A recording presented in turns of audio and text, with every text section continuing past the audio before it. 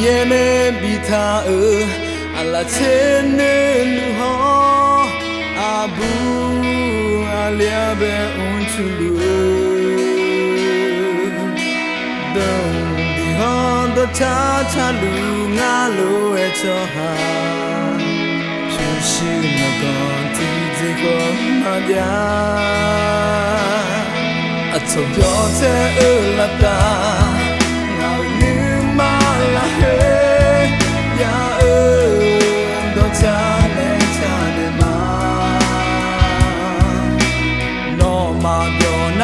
Dona lunga ne hoshinya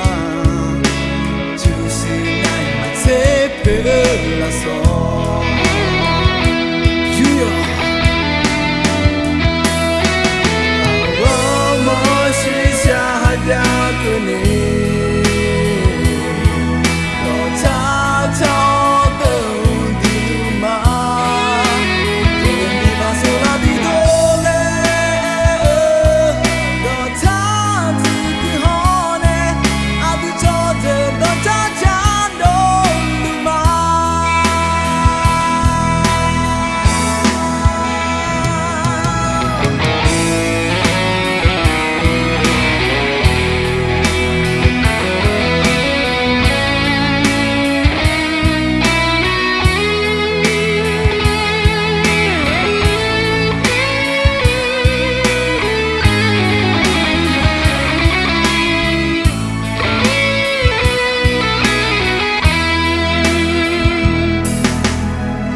Yene bita